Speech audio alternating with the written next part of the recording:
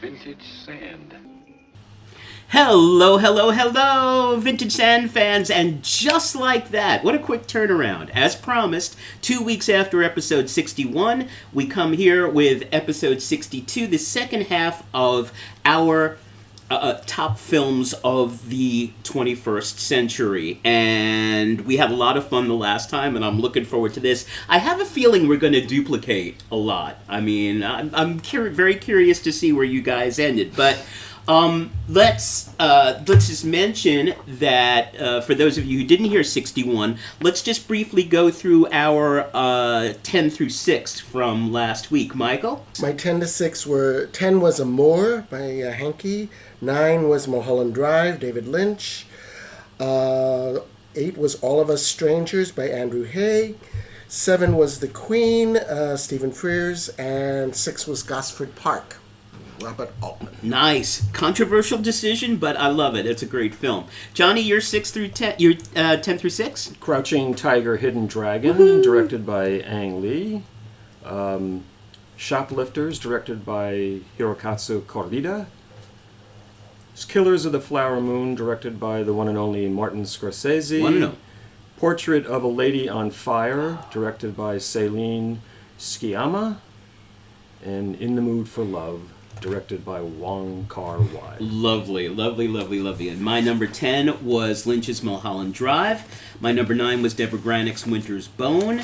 My number 8 was the aforementioned Memento by Christopher Nolan, of course. My number 7 was Terrence Malick's Tree of Life. And my number 6 was also In the Mood for Love. So now the air gets thinner, the trees get smaller as we ascend to the highest heights. Our favorites. It's getting cold up there. It's getting cold up there. Lack of oxygen, definitely affecting our brains, but let's give it our best shot. Michael, why don't you kick us off with your number 5? My number 5 was a movie by Mike Leigh, and I found I had to choose between... he directed 7 films during this last quarter of the century, and to my mind, he's directed 3 of the greatest films of the quarter century in the 20th century. Life is Sweet from 1991, Secrets and Lies in 1996, and Topsy Turvy in 1999. But he's only made 7 films, and the reason his output is, you could say, somewhat slow is because he takes over a year to write his scripts. And he develops the scripts with the actors. Right, it's a process. This might explain why 5 of those movies have received either New York or National Society of Critics Awards for performances.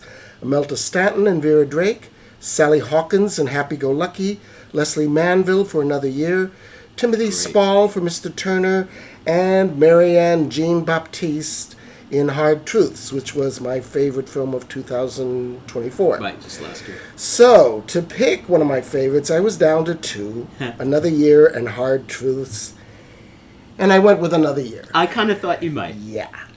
This is a film I talked extensively in our episode 40, Hidden Gems Volume 3, as well as episode 19, The Best of the 2010s, Part 2.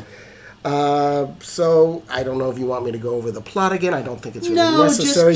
Just tell us why it had made such an impression Because on you. it was about people who were friends who were seemingly happy, and then you find out that their friends are not happy, and they're miserable, and why they're miserable, and what they can do to make themselves less miserable, and why they really don't. It was a beautiful film. There was a lot of humor in it, but I would not call it a comedy. It was not a success in this country. It was a big success in London. It did receive 1 Oscar nomination for original screenplay, and it lost to The King's Speech. Yeah, no comment. I like The King's Speech. I'm not saying I it's like a great it. movie. Totally I like enjoyable. it. Yeah, I like it, but It's not a great movie. No, it wasn't. Good performances. Good performances. And a moving story. Yeah. Over the years, Lee has received 7 Oscar nominations, 5 for screenplay and 2 director, but I think he is long overdue for an honorary Oscar. Yeah, I mean, he's kind of the master of that form Yeah. of working with actors to piece the script. Yeah. No one does it as well as he does. And I don't know how many people even do it. Right. Not to his extent. I mean, he takes over a year. And I'm doing this for all of the final 5 films. In 2022, his Sight and Sound for his favorite films, he chose The 400 Blows, Barry Lyndon, The Death of Mr. Lazarescu. Yeah, the Lazarescu, Romanian film. The Gospel According to St. Matthew, Really? Here Is Your Life, How a Mosquito Operates. Do you know that one? It's Never a even heard of it. silent film from 1912. No. Okay. No. I thought if As a silent. I haven't heard of it either. Yeah. Okay. I'm sure many mosquitoes like it. Loves of a Blonde, Some Like It Hot, Songs from the Second Floor, and Tokyo's Story. Oh. Can't go wrong there. And once again, I know you guys haven't seen Hard Truths yet, I have not. but really try. It's on Showtime now, and it's everyone I've recommended it to, even people who don't like Lee necessarily, like this movie. So, All right. No, beautiful. anyway, and again, a totally unique stylist. Works. And if you want to hear about Another Year, just go back to episode 40. Yep. I Terrific. talk about it a lot. Yeah, I mean, a real actor's director, but as I said, a unique stylist. John Meyer, number 5. Well, my number 5 is Tree of Life, which we have spoken about at length before. What I would like to add, though, and stress is that the depictions of childhood, the children playing together in the neighborhood, running around the street, all the different things they do together is just incredibly beautiful. And there's one moment that really stays in my mind, and it's when he develops a crush on that one girl, and he follows her, and but he doesn't do anything. That's not the one where he puts the underwear in the river? No, that's the older woman. Yeah, but there's it's sort of funny and sad at the same time, but it feels so real. It's just beautiful. I mean, no film. I had it at 7, but there's no film that does the micro and the macro better than. I mean, Yes. it's that scene with the creation of the universe is the most macro thing since 2001. Yeah, but I And love that part. love it. Yeah. I know people took people out of the movie, but I loved it too. All right, for my number 5, fans will not be surprised at this, that, I have said many times that I am not a huge Wes Anderson fan. Mostly because I love the visuals are stunning, they're perfectly composed, the music by Desplat is always good, the cast is always great, but generally I don't care about the people. They're these, rich, precocious Tenenbaums or Rushmore or Moonrise or... Well, sometimes the stakes are not real high. That's what I'm saying, and thank you, John, because that's why I love the Grand Budapest Hotel so much, because it's the one time in Wes where the stakes are a whole way of life is about to is vanishing before our eyes, and it's done with sweetness and with humor, and I think the other reason that it stands out is because of Ray Fiennes. I mean, his performance he's brilliant. He is very good in it. Yes. Really. And and so many, all of Wes's people in the small. Jeff Goldblum's there, and Tilda Swinton is there playing a 90-year-old countess, and F. Murray Abraham and Jude Law are wonderful in the forward scenes. The whole structure of it, the story within a story within a story. I love the beginning with Tom Wilkinson. And he breaks character, goes, don't you dare, don't you dare, and the kid shoots him with the water pump. But then he goes back, and then little kid's next to him, and he puts his arm on him, and it's very sweet. It's just beautiful, and just Jude Law and Willem Dafoe and Adrian Brody's great, and Saoirse Ronan is great, and although I could have done without the Mexico-shaped port wine stain, but that's Wes going slightly a little too cutesy, but who cares? And Tony, I forget the name of the guy who played Zero. It was really his only part. Forget. It was wonderful, and I just... Why do you want to be a lobby boy? Yes, who wouldn't at the Grand Budapest? I guess I need to see it again. Very good. Because I saw it only once and I was disappointed by it. To me, I generally like Wes Anderson, sometimes more than others. I love Royal Tenenbaums. for instance. No, and I do like Royal. I mean, I admire Royal Tenenbaums, and I admire Rushmore and Moonrise and Life Aquatic, and I have not really loved though French Dispatch. I didn't like it either. I like the first and the third stories, the Jeffrey Wright one, and the. I only like the first. Yeah, it was okay. The one with Frances McDormand did not work, and Timothy Chalamet did not work at all. I kind of liked Asteroid City. I liked Phoenician Scheme a little bit less. I like the Asteroid City. I think that's one that needed to be a miniseries. Yeah, so you could really flesh out all those different characters because they were all like interesting people. And I think we agree on this is that the two Wes Anderson films that we universally adore are the animated ones. Yeah. Are Fantastic Mr. Fox and Isle of Dogs, which are just perfect. But I didn't like the short that won him the Oscar. Henry Sugar. Yeah, I didn't either. Yeah, it was like okay. It was all right. It's kind of like, huh? But I just and how about a shout out for the Society of the Crossed Keys? Right. I mean, that was just an amazing sequence, and it's a film that has a ton of humor.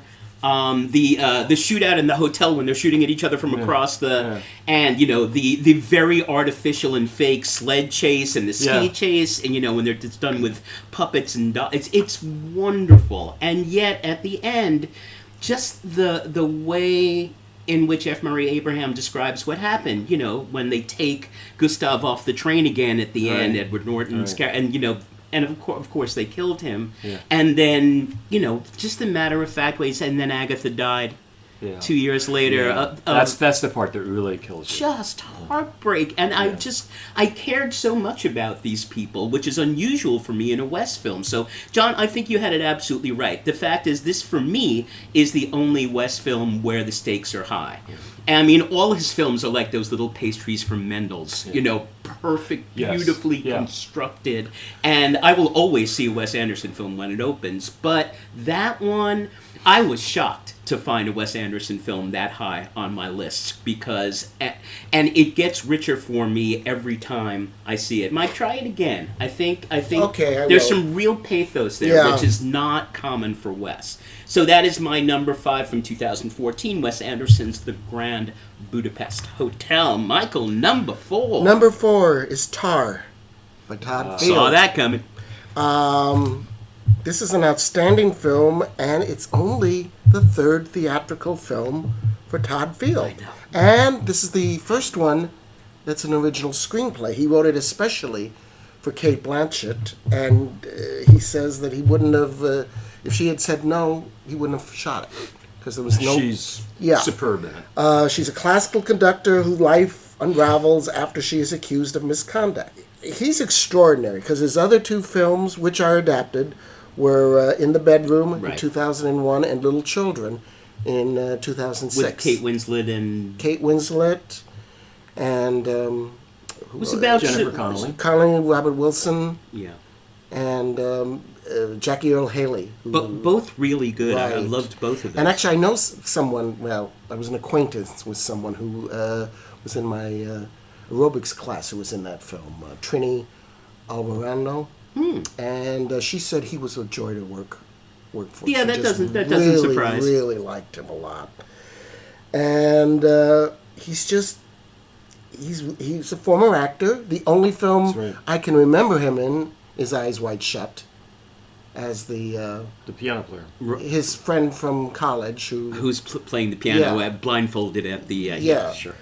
And it was. I mean, he was fine. There was nothing about his acting that went, oh, God, this guy should be a director.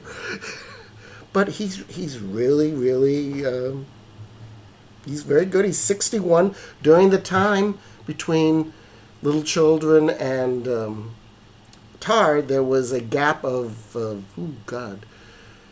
almost 15 years. I was going to say, And to make money, he was directing commercials. But he just was doing projects, trying to get money for projects, and nothing panned out. So, and there's nothing currently. He's 61 now, so hopefully he has a few films left in him, but there's nothing currently in the pipes. So, interesting. But Tar is... and she makes that film. I mean, she does. Everybody in it is good, though. Right. But as I've said many times before, I never really love Cate Blanchett unless I completely love her, as I did in Carol and as I did in this. When she plays upper crust, and the fact that she's not actually upper crust, that she comes from very humble Staten Island roots, spoiler alert, is wonderful. I have a friend of mine who did not like the movie, but he loves that scene. He loves the fact that Well, I she remember gets when her I saw it comeuppance. with you. Yeah. And there were several people who left. Oh, yeah. What? Yeah. I think there was something about the movie, that maybe the way it was promoted, that people went to go see it expecting something else. Maybe. The scene. I think because there aren't that many movies made about the classical music world, Right. True. and I think some people were going to see it because of that, and it's like, oh, this isn't what I was expecting. I know more people who dislike the movie than like it. Wow. Interesting. That's the scene where she argues with the student about Bach. Oh, and that was done in one take. Unbelievable. And also the scene with the little girl who's bullying her daughter. Yep. Which she confronts. I mean, just amazing. The one part that always perplexed me is when she gets up in the middle of the night and starts walking around the whole thing with the clocks. Like, is there a ghost story in this movie? What's going on here? What is this about? I never understood that part. I maybe have to watch it again. I don't know what was going on there. Or maybe it was supposed to illustrate that she was becoming a little bit sicker and Well, sicker. it was Unwound. not. It was, even though it won a lot of Oscar nominations and the New York Critics Award for Best Picture, Actress, and Director, it was not a huge success. I don't think it ever played more than 32 theaters at a time. It was not a big hit, and not surprising. If I remember right, In the Bedroom did well. In the Bedroom did well. Yes. Yeah, that was a bigger hit. Yeah. All right, so Mike's number 4, Tar, which I'm with you. I thought that was an amazing film, an amazing performance, too, at the center of it, which makes it work. John O., number 4. Parasite. 2019. Me directed- too. You and I are. That's the second one we did in the Mood for Love at the same spot, so your number too. 4 is Parasite, too? My number 4 is okay. Parasite. Well, directed by 2019, directed by Jong Boon-ho, the first foreign language film to win the Academy Award Yay. for Best Picture. It was about time. Yes. Cast Song Kang-ho, Lee Sun-kun, Cho Yao-jong, Choi Woo-shik. And I'm going to name these people because it's such a great ensemble cast. Jang Hai-jin, Park My-eung-hoon, and Lee Jung-un. In its depiction of two families from very different social and economic worlds. One, the Kim family, very poor family that lives in a basement apartment in a poor neighborhood, and a very wealthy family, the Park family, living in this beautiful modern house with a maid.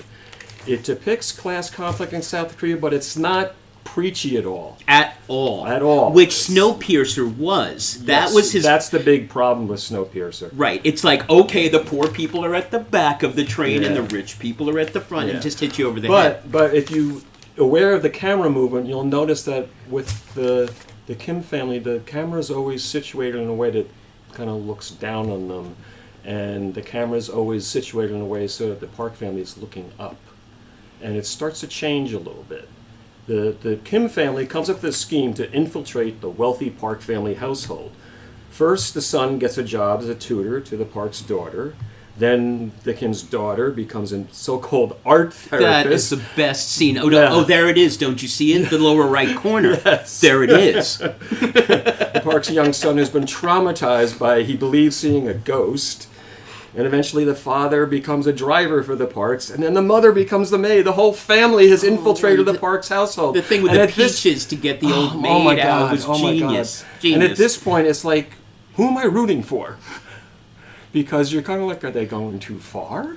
And the Parks aren't terrible. No, they're no, not, not they're at not. all. They're well, not. the thing about him smelling poverty on people is, Yes. you know, Yes. like- Oh no, they're snobs. They're snobs, and we don't exactly know how he got to where he is as far as his economic. I mean, he's a standing. very gifted. Is he an architect or what? No, he's a business person. business person. Right. The house was built by the architect. And then the movie takes a very unexpected turn.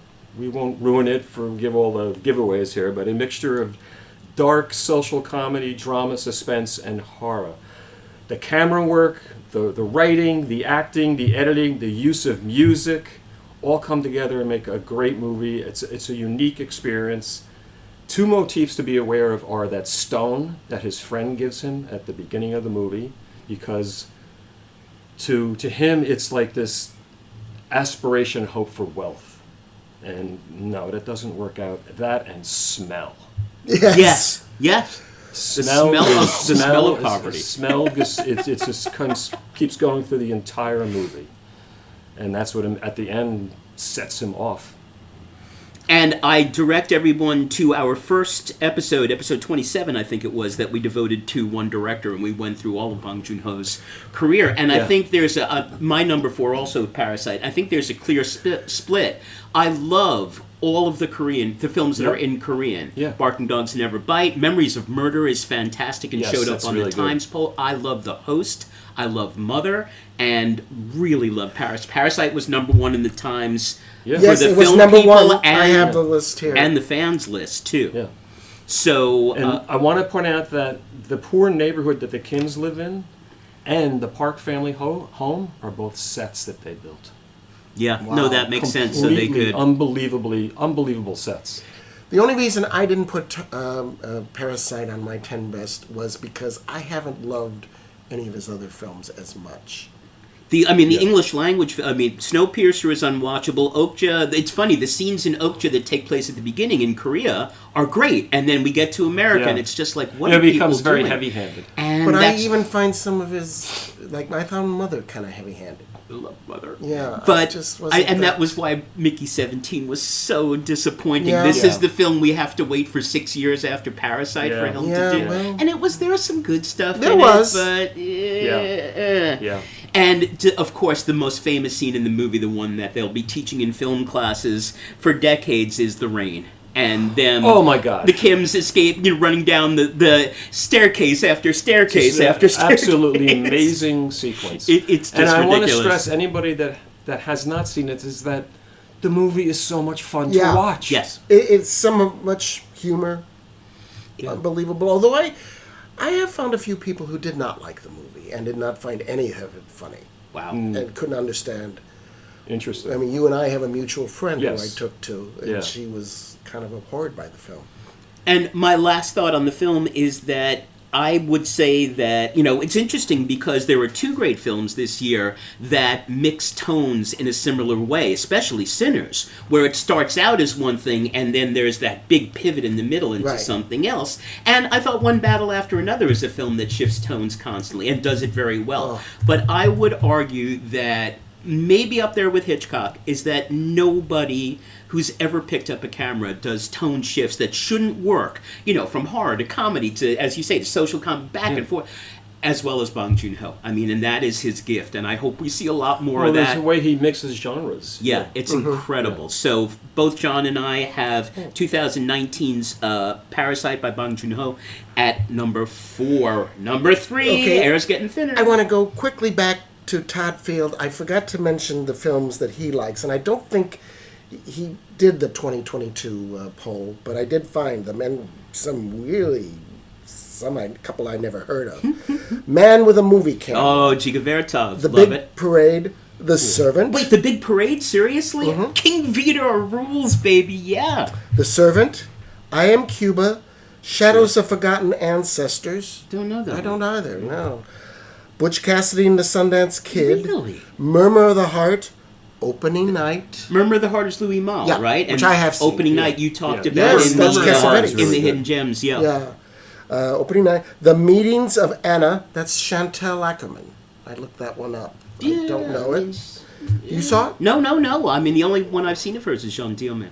Noen. Christoph Krusowski. Kieslowski. Yeah. And Paul Thomas Anderson said about him, about this movie, every detail matters in this film. Nothing is not deliberate or full of invention. It's directed with such perfectly controlled mayhem and glee by Todd. It's really hard not to drool as another director. He made a film which for some years was considered a very dirty word. He has made an art film. But it's art that's not fussy or pretentious. Just razor sharp, pitch black, and hilarious. A very focused mirror held up to some of the worst of our human behaviors. is also a blast. Yeah, I Wow. can't I just disagree wanna- with any of that. Want to get that in. Now, my third film is from Pedro Almodovar. And I'm I not was sure, waiting for Pedro. I'm not sure if you've seen this one. He did 11 films in the last quarter century. I mean, in 1999, he finished out with winning the Oscar for All About My Mother, very deservedly so.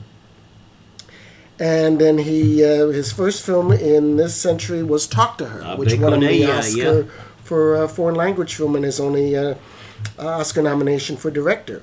The other 10 films were Bad Education, Volver, Broken Embraces, The Skin That I Live In, I'm So Excited, Julieta, Pain and Glory, Parallel Mothers, and most recently, The Room Next Door, his first feature-length film in English.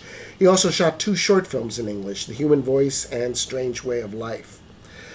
Of these films, I would consider 5 of them worthy of being one of the best. Talk to Her, Bad Education, Volver, Yep. Pain and Glory, which was one of my 10 best for the teens, episode 19. Parallel Mothers and The Room Next Door. Tough choices. I went with Bad Education. You have seen No it? argument. Okay, good. At all. I know you saw it Yeah. because you were with me. This was the film which starred Gael Garcia Bernal right off of his movie Y tu mamá también. Yeah, this was right off of that. It centers on 2 childhood friends and lovers caught up in a murder mystery. I'm not going to describe the film because we'll be here all night. The film, which was rated NC-17, explores themes of transsexuality, drug use, rape of minors, and sexual abuse by Catholic priests. This is also one of Almodovar's darkest films, heavily influenced by Hitchcock, and it was Yes. at that festival at the Paris. Very Vertigo, as I remember. Yeah, well, yeah. Yeah. And it won the New York Film Critics Award for Best International Film of 2004. It was not a financially successful film. I think the rating helped it from getting any kind of a release, and I think also it was controversial because it was NC-17 and 2 of the characters were 10-year-olds. I think that got a lot of people riled up, especially, of course, people who hadn't seen the film. Yes. They seem to be the loudest voices. As usual, yeah. But I am just such a fan of his. I find that I like his films more when he writes the original screenplay than when he adapts. Because Julieta, which I wasn't crazy about, that was from an Alice Munro short story. I just wasn't. His favorite movies, and he did also. I couldn't find a 2022 for the Sight and Sound. Opening night again. Cassavetes all over the Yeah, place. North by Northwest and any Hitchcock. Fair enough. Interesting. Veranda? Veridiana. Veranda, Yeah. which is going to be at the Film Forum in a couple weeks. I can Yes, definitely indeed see it that as one is. of his favorites. Yeah. Petulia, Sunday Bloody Sunday, Huh. and Loneliness of the Long A Distance Runner. Schlesinger fan. Wow. Okay. Don't see too many of those these No, days. no. And those were his favorite films. Beautiful. And if you haven't seen Bad Education, do not confuse it with the HBO Bad Education. Which was about Rosslyn, which was Yes. about the district I taught at That's for right. 20-something years and our right. public school finance scandal back in 03 Yeah. with Hugh Jackman and What else was in it? Allison Janney was it was in a pretty good film. It was Yeah, it very was. good and a little painful for me because I was there. Well, I and thought you were witnessed it. involved with it. Yes, I kept that's- looking for the Josh Cabot character. Hence the expensive microphone. Wait a minute. I want to say here that no teacher took 1 penny of anything, and we kept the district going in the middle of the chaos. So there, I said it. But that's worth watching too. But yeah, Almodovar, you can't. 2004. Yep. John O, number 12. Okay, my number 3 is Mulholland Drive, which we have already spoken Oh, about at length. I think Why it's the only not? film we all 3 have. It's interesting, Yeah. right? Which I don't know how much more we can say about it, except that I want to stress that Naomi Watts is so great in it. Yep. She is just absolutely superb. And that also, something we talked about with Persona, we were talking about movies of the 60s, it's one of those movies that's all things to all people. there's so many different ways that you can interpret Mulholland Drive. And every time you think you may have it figured out on a linear level, you don't. Right. No, and it's Lynch really pulling everything Yes. together. Yes. I mean, all his really interesting threads Yeah. from the movies and from Twin Peaks and Yeah. comes together in that one film. Yeah, and even from the very beginning, after you've seen it the first time, you start to say to yourself, "Well, is this part real? Is this part imagined? is this now part of her real life, or is this where she's recreating what she wanted to happen?" So it's and there's humor in it. Some of it, the way it's just constructed is brilliant, and it's tragic. Absolutely. Oh my God. Yeah. Surprisingly at the end. Yes. But wow. Yeah. Yeah, no, Mike, I think you're right. I think that's the only one that all three of us have Yeah. in our top 10, and that is, and we talked at length about that. I will remind everybody in episode 60, which was our tribute to David Lynch right after he passed away. All right, my number 3 is going to be no surprise to you guys. It was my favorite film of the 2000 teens, and I am so excited that this director has not one, but 2 films coming out about artists. One, I'm talking about Richard Linklater, one about Jean-Luc Godard making Breathless, and the other about Lawrence Hart. Yeah, the night that Oklahoma. The night that Oklahoma opens, and he's the Opens. abandoned partner Yeah. for Hammerstein. Yeah, I can't wait to see that. But, Yeah. and you know, it's getting very good reviews. Linklater has been uneven, ups and downs True. all the way through, but to me, his masterpiece is Boyhood. And I have not stopped feeling that since I saw it back in. I won't talk about it too much because we have before, and a lot of people have seen it. But Hitchcock always said that film is life with the boring bits left out. This is a film that totally focuses on the boring bits. Everything, a lot of daily quotidian. We talked about how many meals there are, and the wrenching separation of families. You know, that moment you were talking about it, John, when they are pulled away from their stepbrother and Right, sister they who they've become gotten very very close close, with, yeah. and like, are Yeah. we ever going to see them again? And Yeah. you're like, whoa. Yeah. I mean, but to me, and this is a reach, but it ends up being like a Seurat painting. It's all these little individual dots of a life that don't make sense when you're up close or are not really that interesting. But if you pull back, it's this beautiful image of a life. And I know, Mike, you didn't like Eller Coltrane as the Well, main character. it wasn't just the actor; it was the way the character was written. It just wasn't that interesting. As he evolved when he was As a he teenager. evolved, he got less and less interesting. And I think that was Linklater's point. But I just it let me down a little bit. I still think it's an achievement. Yep, and I don't Patricia Arquette's excellent. Oh yeah, Oh my she God! deserved her That Oscar. scene where at the Mexican restaurant where the guy comes up to her who we had seen earlier, Yeah. and she says, "You're smart. You ought to go to school." And he does. She totally turns his life around. Yeah. And the other great moment is her. That's it. Everyone's gone. The next thing is my funeral. Yeah, I love that line. Yeah, I mean, the next thing is my funeral. And what I really love about Boyhood is that there are, first of all, the idea of following people through time is Michael Apted's idea, which he did Yeah. with 7 Up and 14 Up and those films. So it's not entirely original, but the idea of doing this and coming back every year over 12 years and filming it was just ingenious. I still don't think this is his greatest achievement. I think if you put the before films together as a trilogy, that may be his greatest achievement. But what separates Boyhood from great films about childhood, like, say, 400 Blows, is the fact that we focus just as much on the parents. True. Is that Yeah. we learn as much about Ethan Hawke and Patricia Arquette as we do about the kids as they go through, and it's about their development as well. You could easily call the movie Family. Yeah. Yeah. I just thought, and I love, it feels so real, the fact that the parents are just as kind of screwed up and lost as the kids. Oh yeah. Yes. And If not more so. Yeah, and Michael, you and I disagreed, I think, on the last moment where they're in Big Bend, and the young woman who is clearly going to be involved in a relationship with the main character says, they always talk about seizing the moments. Isn't it kind of the opposite? Doesn't the moment seize you? And I thought that was a perfect ending because this is a film of moments, and each one not telling us too much, but again, you step back from the picture, and it's the portrait of a whole I life. guess I just didn't care about the boy. Yeah, That was my problem. I wasn't mad about the boy. Right, not mad about the boy. But I know that we all... So, guys, it's a bet. We all have to stay alive to 2038 to see him do this with Merrily We Roll Yeah, but Along, John right? won't see it. He doesn't like Sondheim. Oh, we'll drag him anyway. With his walk. I hope I'm still alive because I deliberately listened to your take on Boyhood for the in episode 19. Right, in the best of the Because teens. I wanted to hear exactly what you said, and I said I hope I won't be alive for Merrily because I initially didn't like Merrily, but then I saw the revival, and I thought, okay, but what year?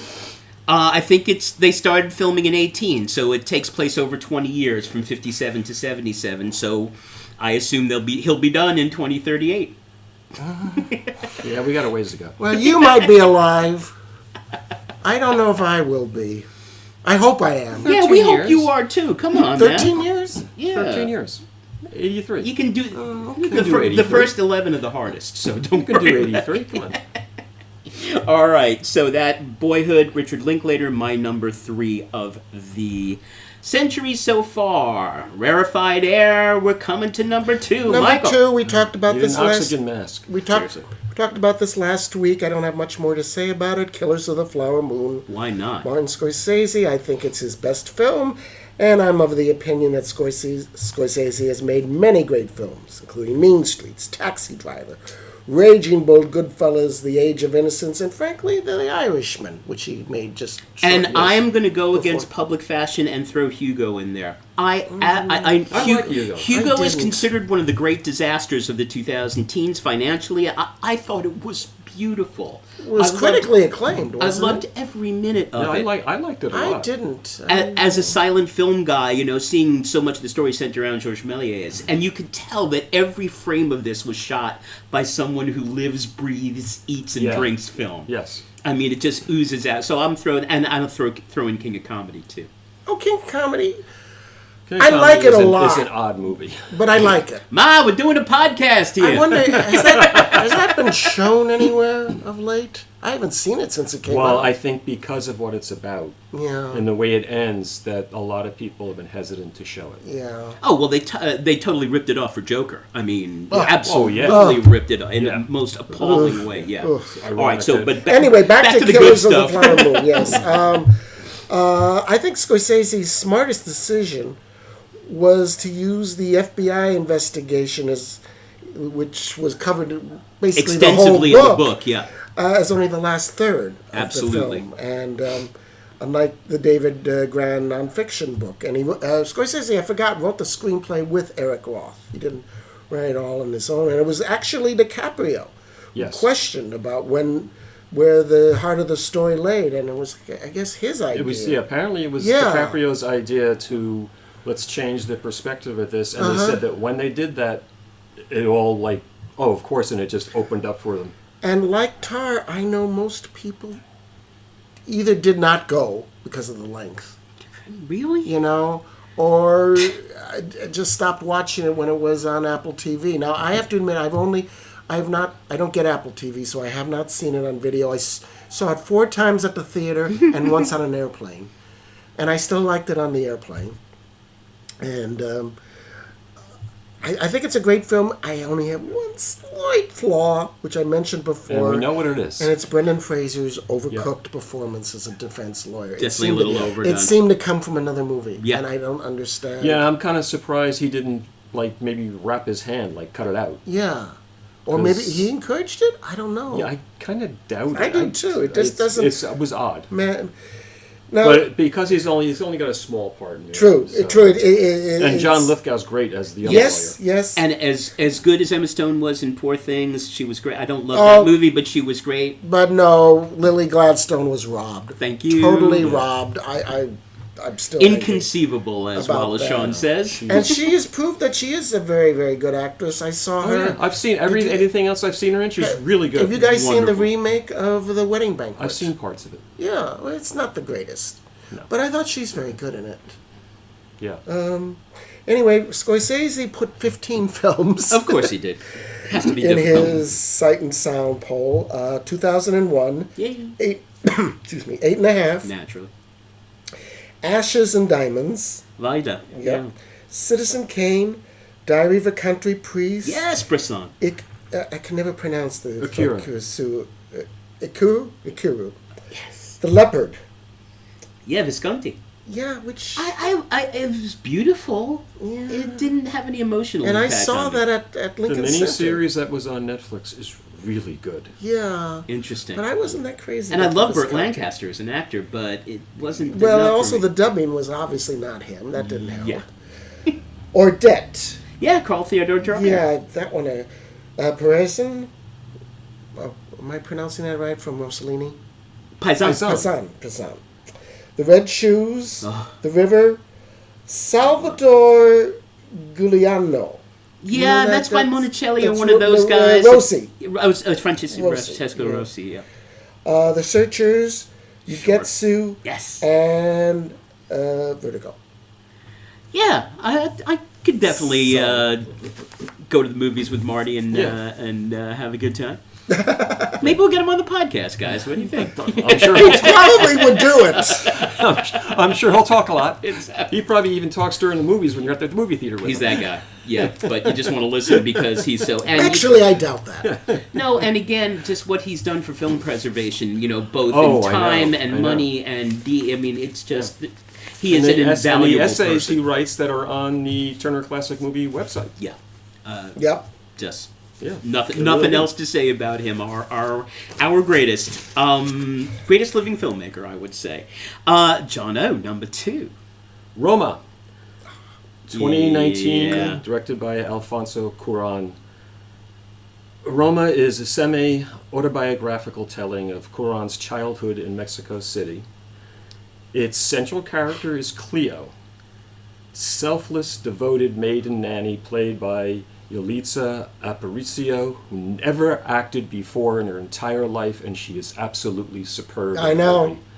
Her background is in early childhood education. Before they started filming, she was getting ready to get her certificate to teach. It's funny, I just start to think about this movie, and I start to get emotional. There are so many impressive scenes in this movie, but they're not like set pieces. They're always telling the story and illustrating the political situation in Mexico at the times and the social and economic differences and what's going on with the family. Cleo comes from a very poor and isolated area to work in an upper-class neighborhood. It's funny because she really is part of the family. But every once in a while you get this little moment where the mother says something, and you're reminded, like, oh, she works for them. Right. There's the part where they're all watching TV together, and she comes out and she starts watching with them, and one of the kids puts their arm around her, like she really is like an aunt or a sibling, and then the mother says, "Oh, can you get a tea for the professor?" Right. It's like the constant switch, and when you find out that she's pregnant.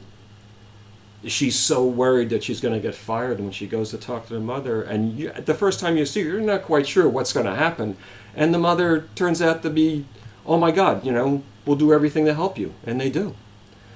But The scene in the hospital. the scene in the hospital, the scene with the fire, which they did in one take, I don't know how he orchestrated that. Oh, in the furniture... Is that... And the furniture store, right. also, it's an amazing scene because they're in that store, and so much of the film is shot in long shot, where you're able to see everything going on with all the different characters, and it will occasionally shift just a little bit because of a character moving, but it's always just moving side to side. It's rare there's any kind of close-up.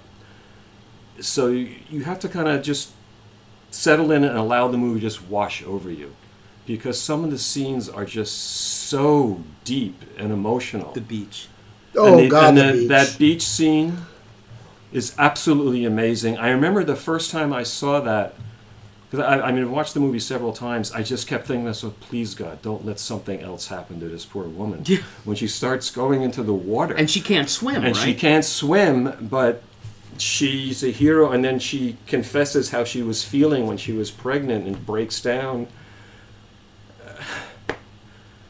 And they're just all part of a family. And that the part, that shot, when she's in the car, of her looking out the window and the child moves over to her, is so beautiful.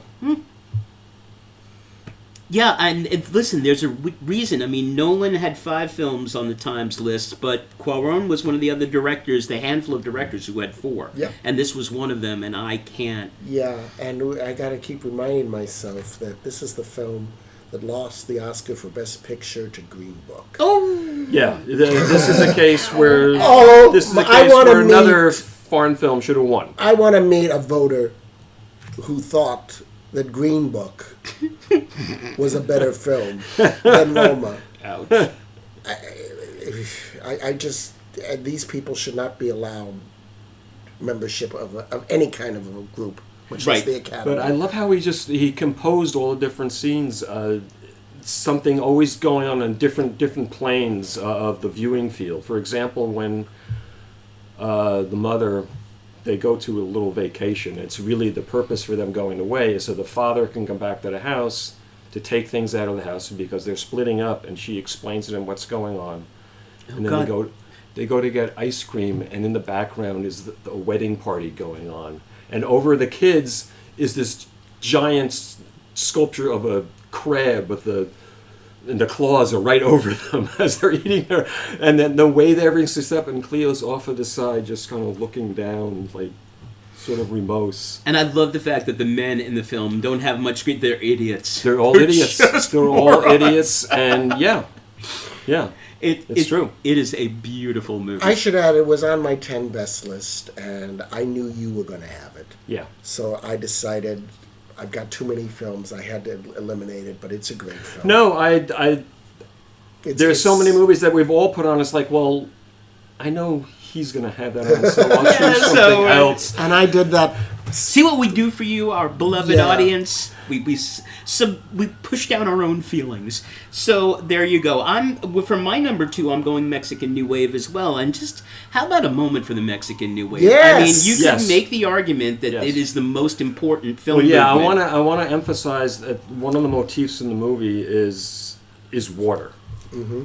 And it was his friend, the other Mexican director, who said that the movie goes from, like, I forget exactly, he said something like from a puddle to a lake to a river to the ocean. Yeah. And at that very beginning, the way he shoots that when she's washing the garage floor, and it's shot in a way so that the water's washing over in waves.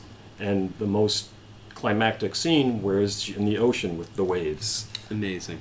And I love the fact that there are others, but the 3 of them, Del Toro, Cuarón, and Iñárritu, are collaborators, constantly working together, helping each other. And remember, there was that period in the mid-teens where they owned the Best Director award. Oh my God, I think they won 5 out of 6 years. Yeah. I mean, incredible. Yeah. And I'm going with Del Toro because I remember going to see Pan's Labyrinth in 2006 when it opened at the Landmark Sunshine, the late lamented Landmark Sunshine. And I know I love that theater. And I just walked out of there stupefied. Sue and I, my wife and I, didn't talk for about 10 minutes. We just kind of let the movie wash over us. And I was thought, my God, this is why they make films. I mean, Pan's Labyrinth to me is an argument for the existence of film as a medium. First of all, I love magic realism. I love it in literature, Marquez and Vargas Llosa and those guys. And I would argue that Pan's Labyrinth is the greatest magic realist film ever made.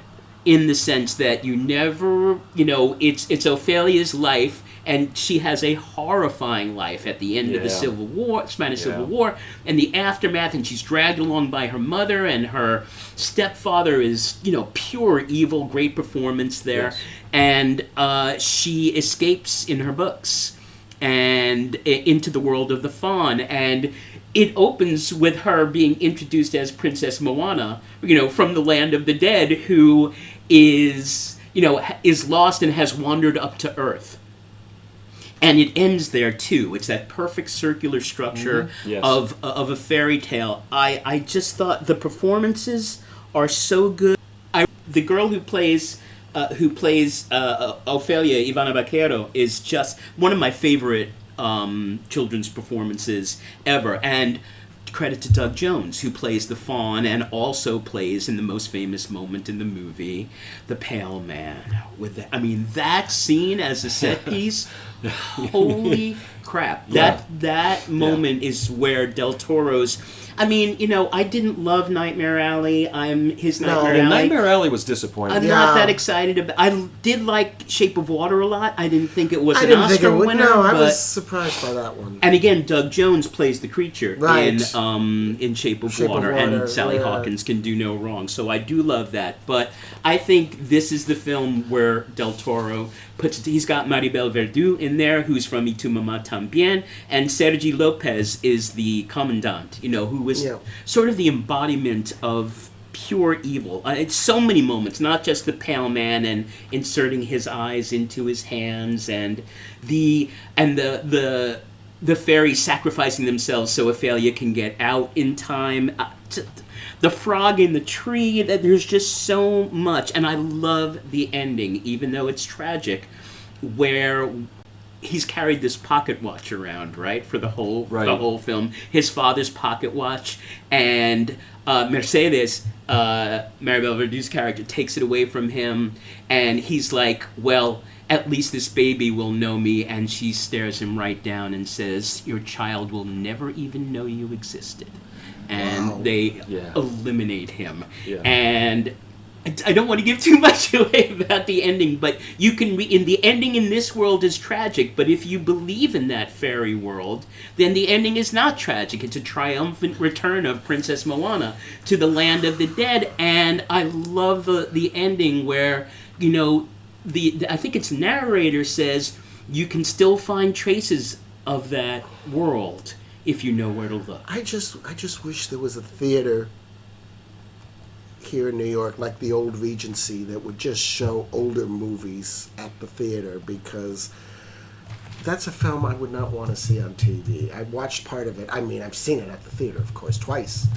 I know. But on TV? Yeah. No, and I know a lot of people who won't see it again because the ending is so sad. Well, it is. Like, my daughter cried for a week after I showed it to her. Oh, well. Little much. Yeah, all right, still. So for my number 2, Guillermo del Toro, and all hats off to the brilliance of the Mexican New Wavers, Pan's Labyrinth from 2006. So before we do our number 1s, let's do 11 through 20. Just briefly mention. Okay, but it's going to be a couple more than 11 to 12. All right. I wrote out this many movies, yeah, but exactly. I'm not going to. Well, I don't have that many. I'm not going to read them all because you can put them on the website. Yeah, I'll put them on the website. So just give us 10. Oh dear. Well, 3 I'm just going to quickly mention because you've already talked about them. Roma, Parasite, and or maybe only 2. Maybe only 2? Gee, I thought perhaps Roma, Parasite. Also the 2 films before. Yes. Okay. Yi. Oh, Edward Yang. Yeah. Edward. Beautiful. And he died in 2007 of colon cancer. Yes. That is sad. Yeah. Because that was a wonderful movie. Totally agree. And people I think have forgotten that. Although it was actually shown recently at Lincoln Center. And it did. Oh, never mind. I did. Sorry. Oh, that's totally different. Never mind. Never mind. I didn't see that. Okay. Sorry. The Taste of Others. Agnes Jory. Now, the only reason I know this film, it was the nominee for Best Foreign Language Film the year that Crouching Tiger, Hidden Dragon. It's a marvelous romantic comedy, and I remember going to see it 2 or 3 times by myself in a theater by myself because no one was to see there it because everybody knew. Okay. Notes on a Scandal. by Sure Richard enough. Eyre. Good film, really good film, and I think the best performance Judi Dench ever gave. And that's saying something. Away from Her, the first film by Sarah Polley. With Julie Christie, I know. I throw women talking in there too. I mean, Yeah. that was amazing. Yeah. Inside Llewyn Davis by the Coen brothers. Yes, woohoo! A tie between Lincoln and West Side Story. Lincoln, great biography. West Side Story, far superior to the Robert Wise. 100% agree. Absolutely Jerome agree. Robbins. The Worst Person in the World, which I know you guys did not like as much as I did. Joaquin Trier. And Drive My Car. Oh, sure. I hope that gets remembered. I hope people. Yeah, it didn't. I hope that lasts. I don't think it did get on the list. But that's it. But that's it. All right, John O. 11 through 20. In no particular order, because Love I have it. many. There Will Be Blood, Catch Me If You Can, The Pianist, Adaptation, Sure. No Country for Old Men, Almost Famous, Hell or High Water, First Reformed, Nice. Pan's Labyrinth, Lincoln, another Edward Yang movie, A Brighter Summer Day. You've talked about that Yeah. before. Was that yeah. from this Great- decade? Great movie. Was that from... Yeah. Yeah, it was from the Yes. 2000s. Okay. Yeah. Yes. Past Lives, A Serious Man, Grand Budapest Hotel. I better stop. Yeah, no, I mean, it's so impossible to make these lists. It's just kind of fun. It gives us a platform, an organizing structure to talk about films that we love. So I did try to put them in order. 11 is Jordan Peele's Get Out. 12 is, not surprisingly, fans, you will not be surprised, is La La Land by Damien Chazelle, which I think is a flippin' masterpiece. My Coen Brothers film at number 13 is A Serious Man. As much as I love some of the others, I think A Serious Man is an utter masterpiece. I would agree. I Yeah. love A Serious Man. I do too. I put, if we take films from this year, I would put Sinners there. If you don't accept that, I'll put Black Panther in there as a Ryan Coogler film. Spike Jonze's Her at 15, which I think, much more so than Social Network, was really the film that foretold our future. Yeah, Because people are now seriously falling in love with their AI. Yeah. So it's really kind of scary how they saw that in 2014. Kidding. My Kate Blanchett entry at 16, Todd Haynes' Carol, which I think is just perfect. Agreed. My Cuarón film at 17 is Children of Men. Children of Men is a film that was reasonably well received and has sort of built a cult following Has it? over Because the it years. did not do well. No, it's amazing. At 18, I've got barely making it in 2000, but I still think it's Aronofsky's masterpiece, which is Requiem for a Dream. Unwatchable because it's so brutal, but I think it's ingenious filmmaking. My Hanukkah film is at number 19. That's The White Ribbon. That where we see the little kids in 1910 in Germany being basically abused by their parents, and there's that moment where you're like, oh my god, these guys are going to grow up to be the Nazis. So, wow. And, John, apropos of your list, my 20th is Celine Sciamma's Portrait of a Lady on Fire, which I think is Stunning. is absolutely one of the most painterly films ever in the best way possible. Yeah, it's really beautiful. So, as Dr. Demento used to say, it's time for number one. This is it. Here it comes, number one. Number one, Michael Edmund. Phantom Thread. What a surprise! Did not see that coming. Blindsided me. This is... I've talked about this ad nauseum. Was my favorite film of the teens, episode 19. Anderson's only film shot outside the U.S. Interesting. Yeah. And as I said before, it's a combination of Kubrick, Hitchcock, and Joseph Losey. Nice. I love that. It's 25th on the New York Times 100 Films of the 21st Century. And the thing I got to say about Paul Thomas Anderson, and I said to my friend after we saw Battle After Battle. One battle after another. One yeah. Battle After Another, he doesn't make the same film twice. Ever. No. Ever. And I would like to compare him, and people will say that I'm ridiculous. I can compare him to William Wyler, in a way. A great storyteller. He is Yeah. a great storyteller. I don't always like his stories, but there wasn't a single film of his that I regretted seeing. I think he's just a director who's just very curious about the world around him and where we live, and he wants to make a movie about all the different facets of the world that he sees. Yeah, he's willing to just not be like set in like a Hitchcock who, kind of went through that genre over and over again brilliantly, but he just. You never know what he's going to do next. I think he's a great director. He is. I could have done without Licorice Pizza. I could really have done without Inherent Vice because, Inherent Vice, I don't really remember that. Inherent Vice, I saw that and I went home and put on my DVD of The Long Goodbye to see that done right. Well, so. Licorice Pizza, I think the reason I liked it more than you guys is because I knew that character. Yeah. Very well. Which one? The Cooper Hoffman character. He and apparently Anderson did too.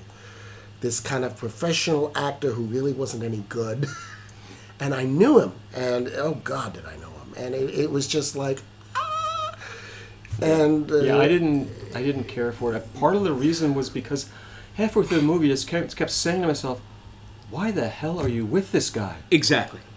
And after a while, I just kind of went, yuck. Yet the guy in professional children's school he always had the girls. Yeah. Because he was working. And anyway. I thought Alana Haim was charming for someone who's a non-actress, but really good. I mean, I still think Magnolia is his masterpiece. But I like Magnolia a lot. In this century, I could see Phantom Thread.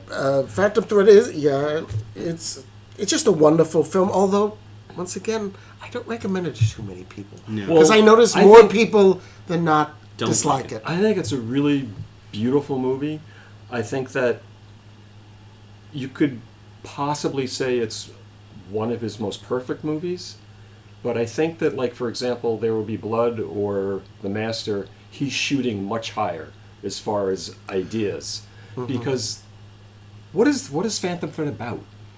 And the main character, really, he's just a big baby. Well, he's a person who he's horrible. He knows how he's an artist. But he's an artist in the most superficial sense. Everything about him is about appearances. He could care less about that woman. It's all about appearances, about how does she fit into my life, how does she appear in public, and she better not butter her toast too loud. We're coming from a family whose sister cried at the end of the musical Coco. Ouch. Believe me, there are people who disagree with you, probably women, because a clothing designer, that is to many people a great art form, and I understood that. I mean, I like what I love about, especially. But he doesn't really have that much interest in being an artist. It's just he's just obsessive. Things have to be his. Yeah. Way, just so. Yeah. But I thought you might say he maybe is a little spectrum obsessive. No doubt. On the spectrum. Maybe Asperger's. But I love how Vicky Krieps' character is able to sort of manipulate him without his realizing it into. I mean, that's going to be a happy marriage. And why does she want to be with him? Because she even says she doesn't care about any of the things that he cares about. Mm-hmm. Is it just a challenge? Yeah. The ending. Do you think she's actually killed him by that time? No, I don't. No. Because the first time I watched it, the scene with the doctor, I just kept thinking, she's talking to him about the fact that she went too far with the poison, and when you see the shot of them together with the child, it's just her imagining how it could have been. I think with the child it is possible that was imaginary, but I don't think she killed him. But the fact that we can talk about that. Right. Yeah, oh yeah. Yeah. No, see, There Will Be Blood, my problem with that film was I thought the casting of Paul Dano was a disaster. Oh, I agree. Absolutely, and that's why it's not on my list. I agree. Yeah, this is a case. You need someone and supposedly it was a last-minute decision. The person, I don't know if he fired him or if he quit, but yeah, I forget. It was a last-minute decision to cast him, and it was like, and I don't always like Daniel Day-Lewis's work. I thought he was a disaster in 9. Yeah. But you compared him to somebody. Yes, I compared him to John Huston and Yosemite Sam. It's I actually thought- generally considered as one of the greatest I know. performances I know. in the history of film. I know, and I just disagree. And he said himself, apparently he almost had a nervous breakdown because of that movie. That I could believe. Well, what I love about One Battle After Another is that he's gone back to, it seemed like after the, people reaching out and looking for family movies, which was, Boogie Nights and Magnolia and Punch Drunk, that he sort of was exploring really interesting, deep facets of the American character in There Will Be Blood, in The Master, and then kind of sidetracked because he was interested in other things, and One Battle After Another is such an American film. We should maybe consider doing a PTA episode. Well, maybe. Yeah, I no would, because argument here. one battle after another, the fact, well, if we're still doing this in 25 years. We have to, because we're waiting up for Merrily. Well, not only that, but we have to do the greatest films of the 2020s. Yeah, of the 50 years. Yeah, well, anyway, I think One Battle After Another will be on my list because I cannot find any real flaws in it. I also got to say, his Don't use... say too much because a lot of people haven't seen it. Yes, well, see, I'm not telling See you... it in 70, see it in I'm Division. not telling people... The only people I would not recommend this movie to are MAGA people. Oh, well, yeah. And I don't think we have too many MAGA people listening. They might to like this Sean podcast. Penn's character, though. Oh, my God. General Lockjaw. No, that's a pitch on character. if there Oh, was boy, one. yes. But I particularly love in Phantom Thread his use of music. Oh, And Johnny usually... Greenwood, hello. Oh, that score is wonderful. And I think his score... Well, it's very nostalgic of an era. Oh, definitely. Yeah. And I think his score in One Battle After Another is It's great too. There's a lot of it, and usually I have a quirk about you too don't much like the music. too much music. But this time I didn't mind it. So, But, the PTA, Johnny Greenwood, that's going to be up there with Hitchcock and Herman and Spielberg and Williams as one of the great combinations of director-composer. Anderson's favorite films, he listed 35. I decided to cut it off at 2000 or under. The year 2000. Yeah, not 2,000 movies. Yeah, no. What time is it? 35. But he has Something Wild, Putney Swope, Yes, I love Something Wild. Bad Day at Black Rock, The Bitter Tea of General Zen, Yes! The Big Sleep, Capra. Blue Velvet, The Earrings of Madame D, Love Gaslight, I Am Cuba, I Know Where I'm Going, Jaws, Jackie Brown, Nashville, Repo Man, The Passionate Friend, and Rear Window, plus a quartet of Kubrick films, Dr. Strangelove, Lolita, Full Metal Jacket, and The Shining. I don't know about Lolita. That is a but very it's interesting list. Interesting. It's interesting that I Am Cuba has shown up Yeah, on, twice, yeah. on people's lists. Which I haven't seen, have you? Oh, yeah. It's amazing. I'd like It's to brilliant. see it now. John O. Put on the oxygen mask. You're at number Okay. one. My number one is Yi Yi. Sorry, John, I forgot. Directed by Edward Yang. Just like we rehearsed it, guys. Is a profound exploration of family dynamics, personal regrets, and the complexities of modern life in Taiwan. It takes place in Taiwan. You can say that because of the way it's showing three different age groups, the father, the grandmother is basically a catalyst because we see her in the beginning of the wedding, and her granddaughter says grandma's feeling tired, and it's a little later that the grandmother has a stroke. But it captures the essence of human experience through its multi-generational narrative, because you've got three different stories going on, but it never feels like that's what he's trying to do. It's effortless. The way it's absolutely effortless. And it has a lot of similarities with Roma with the camera work. He's just letting it wash over you. And you're able to eventually just become so involved with all these different characters. There's the father, NJ, who's going through a period where business is not going so great, and he's starting to has some regrets and questions some of the choices he made as far as his career and his personal life, because he runs into an old girlfriend, I guess perhaps his first love, and they reconnect and see each other, and they have that story to explore.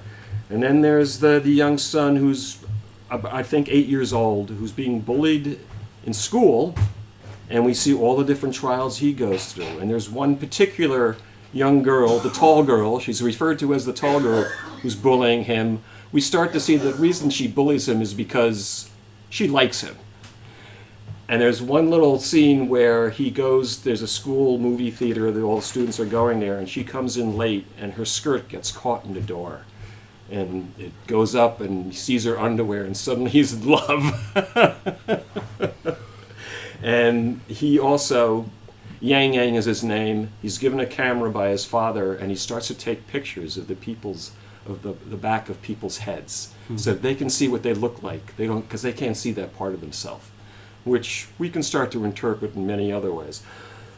The one who I think has the roughest time is the teenage daughter, because she sort of blames herself. She can't remember if she took out the garbage, and she blames herself for the grandmother going into a coma. And she has this tremendous guilt, and she never shares it with anybody. Because the father has become so self-involved, he's not really aware of what's going on with his children. The mother decides, she's also going through a crisis, she decides to go to this retreat, this Buddhist retreat. But that poor daughter, oh my God, she becomes good friends with a neighbor who betrays her. She becomes involved with her former boyfriend. I don't want to say too much because something horrible happens. But I want to talk about the last scene because it's so beautiful. That's when finally there's a scene between the parents, and they start to talk about what's been going on with them, and the mother says that, being at this retreat wasn't any different than being here because everybody just started coming to me with their problems. And the father says that, I wouldn't have done anything different. He sort of comes around realizing that he would have made the same choices if he had done it all over again. But the scene at the end, which is the funeral service for the grandmother, because the little boy, he didn't want to try to talk to the grandmother at all when she was in the coma, but he writes a letter to her, and it's absolutely beautiful. He reads the letter, and the last shot of the film is the father sitting next to his daughter, and he takes her hand, and that's how the movie ends. Beautiful. It's absolutely beautiful, and it ends. It's very moving, but it's positive. Yeah. I loved it. Yeah, I remember. I haven't seen it since it it came out, which is in 2000, I think. 2000, Yeah. Oh wow, you got to see it again. It was actually playing a couple weeks ago at Lincoln Center. For no other reason than it was just a great film. And most people I talk to have never heard of it. No, well, it's And Yang was 25 a years relatively young man when he died? 59. 59, and the other Colon movie cancer. I mentioned, A Brighter Summer Day, is also a great movie. You think about the films that he could have made. Yeah. Yeah, it's tragic. Yeah. But he definitely deserves more love, and hopefully this will our three fans will spread the word to I their hope friends so. and Yeah. neighbors. I and, can't imagine and then anybody... they'll tell a friend, and then they'll tell a friend, and so on and I so can't on. imagine anyone disliking that movie.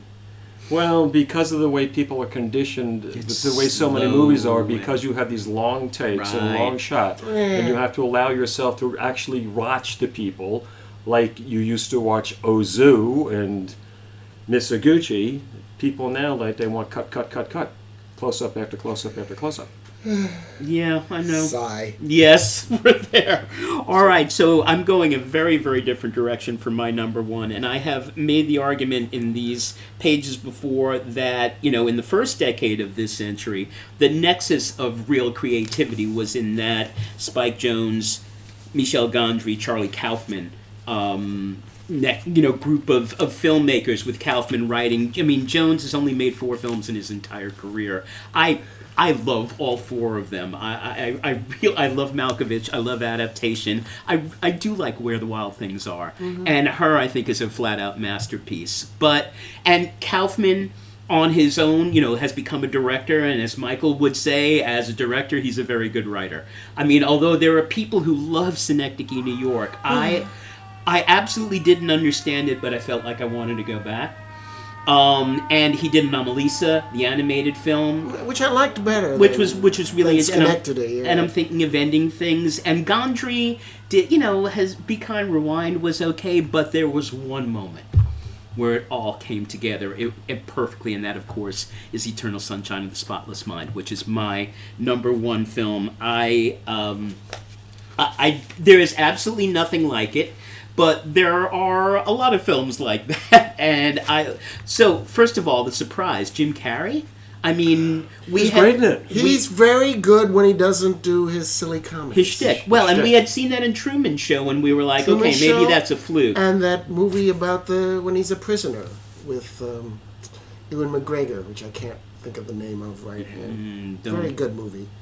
And he was very good in it. And he's totally believable, and Kate Winslet is just a gift. I mean, she can do to play a character like Clementine and keep her grounded is almost impossible because she's so flighty, and yet there is not one moment where I don't believe this relationship, and in its beginnings and in its fading away, and I love the fact that it, like Memento, it questions the connection between memory and identity.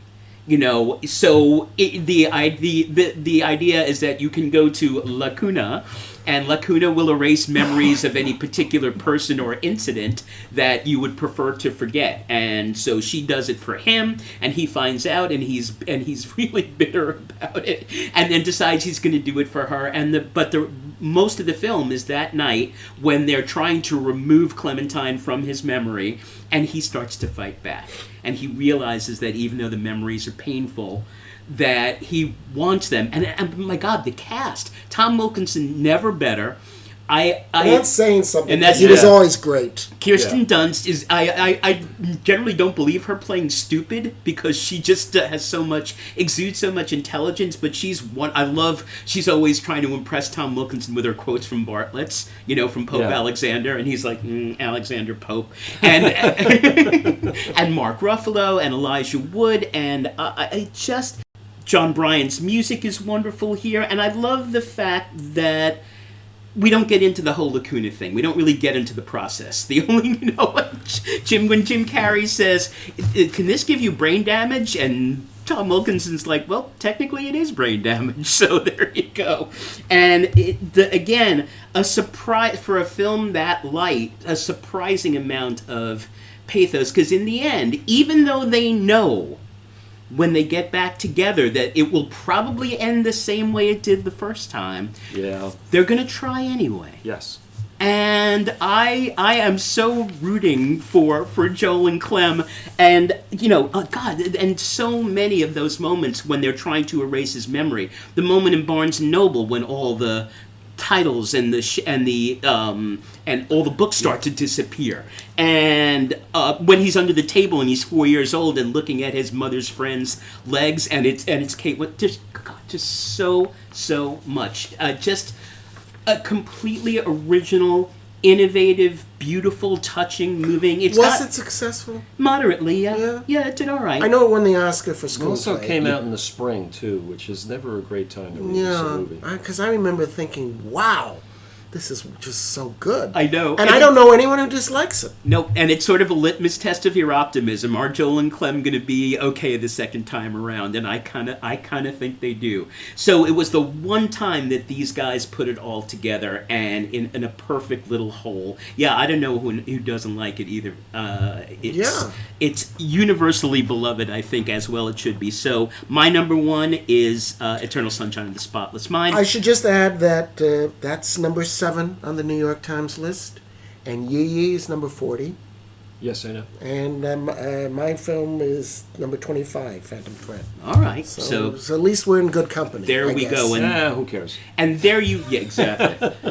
And there you have it, my friends, our intrepid listeners, our 10 best films of the 21st century. So now we will turn the The microphone. movie you referred to with Jim Carrey and Ian McGregor is called I Love You, Philip Morris. That's it. Never saw that. Yeah, it's a black comedy based on a true story. Yeah, they're both prisoners and lovers, Yeah. and it was Actually, very unique. Sounds really interesting. It was. Yeah, anytime Jim Carrey's not doing Ace Ventura, I'm okay. But particularly moving in Eternal Sunshine and Truman Show.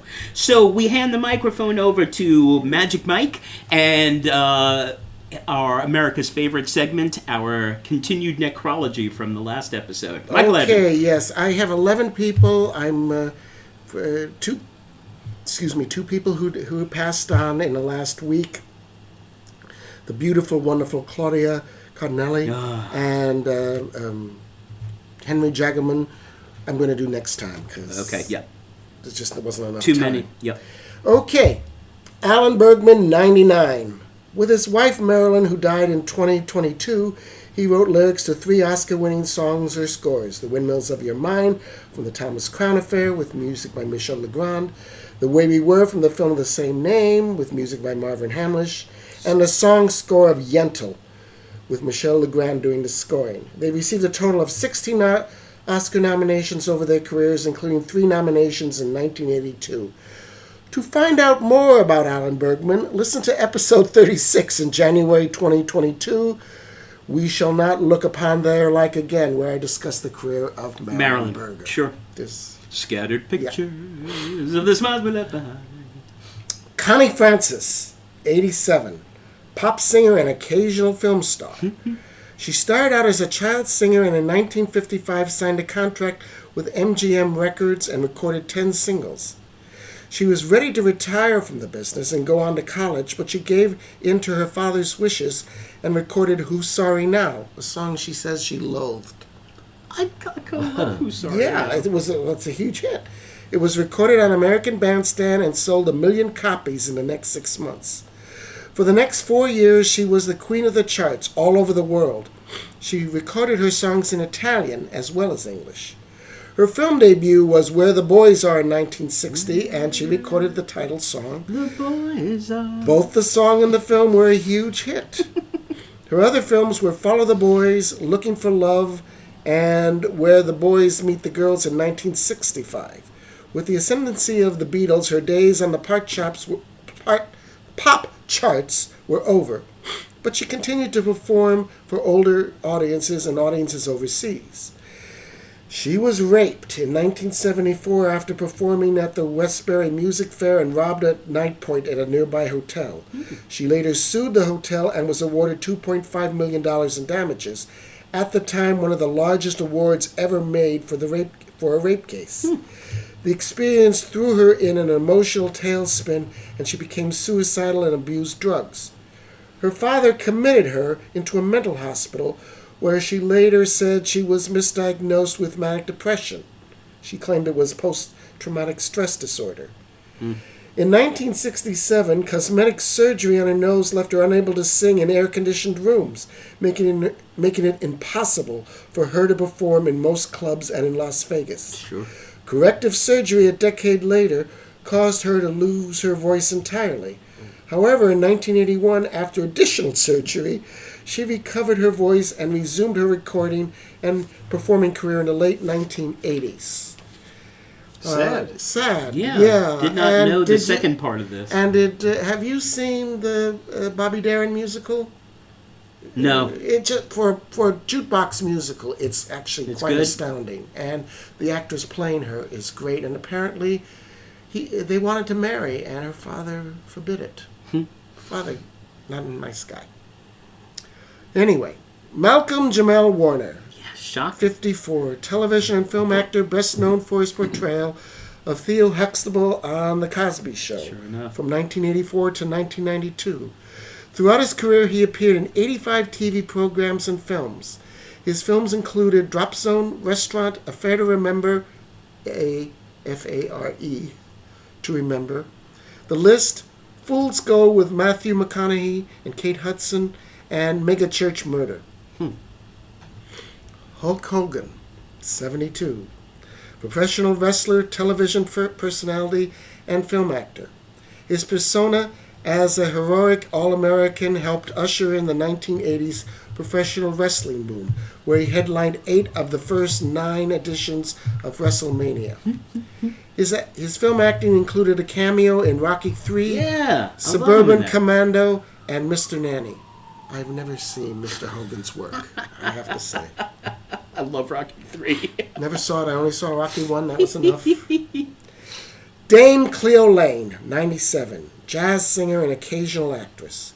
The only jazz vocalist to receive a knighthood, she appeared in small roles in The Thief of Baghdad, The Third Alibi, The Roman Spring of Mrs. Stone, The Servant, and later in a much larger role in The Last of the Blonde Bombshells with Judi Dench, Leslie Caron, Olympia Dukakis, and Ian Holm. New York theater audiences know her for her role on Broadway and Central Park in The Mystery of Edwin Drood, where she played the Princess Puffer and Miss Angela Prysock, and won a Tony nominations. Have you ever heard her sing? Yeah, love Cleo. God. And what a voice! And her husband, Johnny Dankworth, was the sax player. Yeah. Oh my God, what a stuff. Voice! Yeah, and she was great in Mystery of Edwin Drood. Lonnie Anderson, 79, television and film actress. She was primarily known for her TV work, especially on the sitcom WKRP in Cincinnati, which ran from 1978 to 1982, where she played the receptionist Jennifer Marlowe and won 2 Emmy nominations. Her best-known theatrical movie was Stroker Ace in 1983, which co-starred Burt Reynolds, whom she married and later divorced in a public contentious breakup. She made mostly TV movies, including the title role of the Jane Mansfield story, and a few other notable theatrical films, including A Night at the Roxbury and a voice in All Dogs Go to Heaven. Well, it's true. All dogs do go to heaven. That's what I read. Kenneth Conley, 87, British and screen actor, was a member of the Royal Shakespeare Company, and he was part of Ken Russell's unofficial stock company, and appeared in The Music Lovers, Listomania, as Chopin, The Devils, Mahler, and The Rainbow. Also appeared in a couple of Monty Python movies, including Jabberwocky and Life of Brian, appearing as Jesus.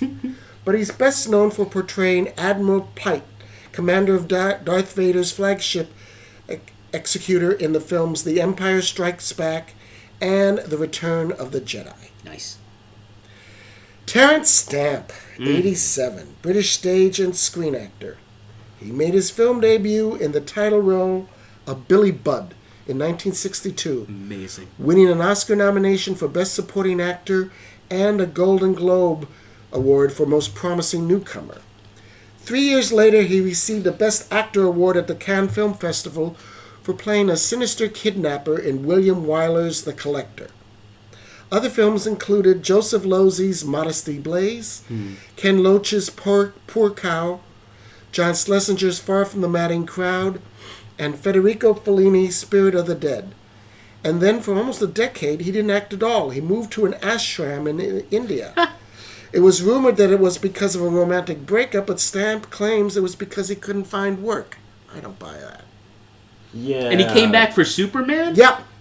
Kneel before Zod. His big comeback movie was in 1978 Superman and Superman 2. Yikes. Portraying General Zod, a supervillain, and wanted to rule the world. Now, he claimed he went back because he wanted to work with Brando.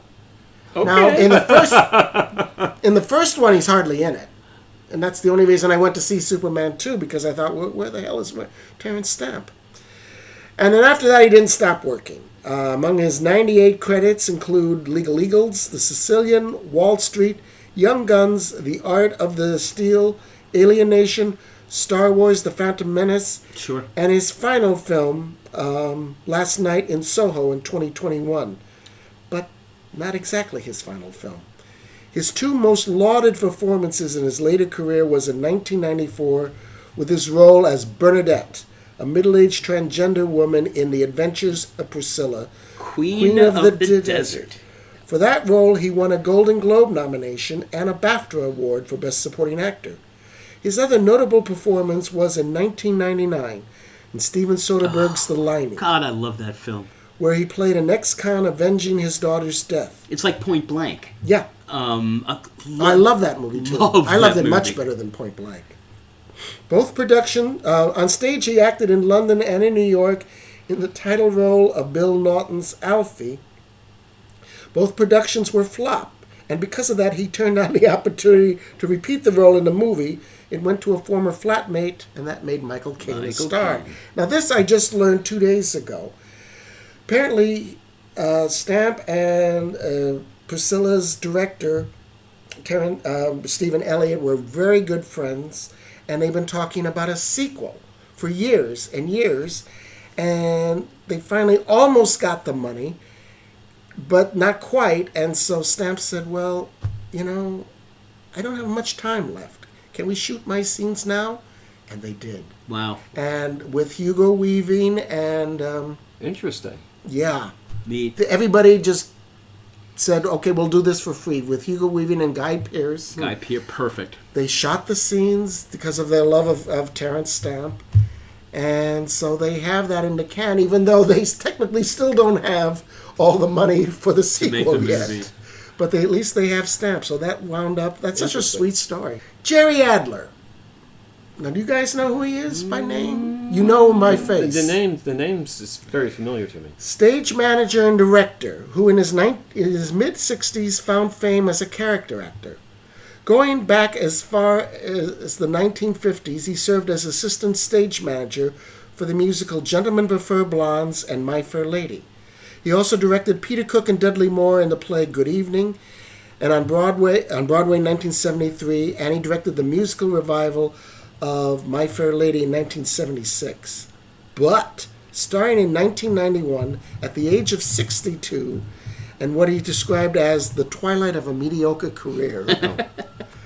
Yeah. Yes, you know who he is. He started acting in small parts on television and later in film.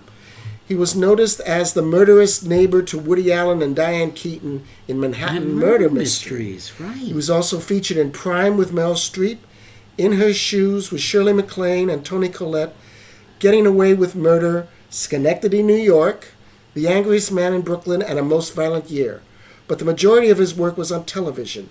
His two most famous roles was as Herman Rapkin, a.k.a. Hesh, on The Sopranos, and as Mr. Wicker, the super, in Mad About You. He also appeared in 30 episodes on The Good Wife. I gotta repeat a story that he told a few years ago when the revival of My Fair Lady came on, because it is so funny.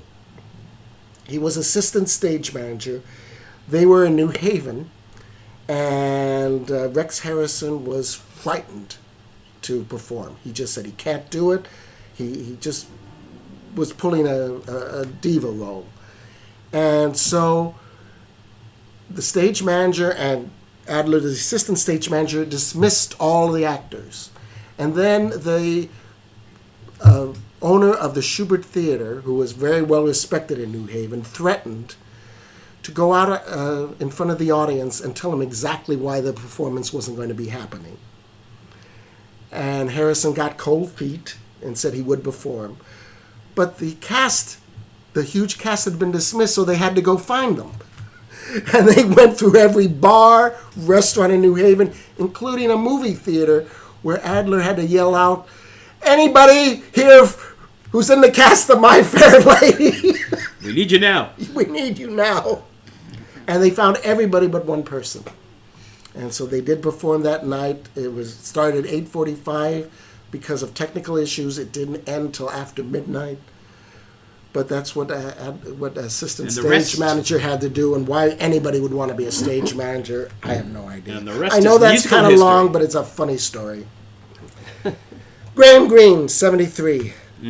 Native American-born actor, born and raised in Canada. His acting career in movies and TV spanned almost 50 years and 180 credits.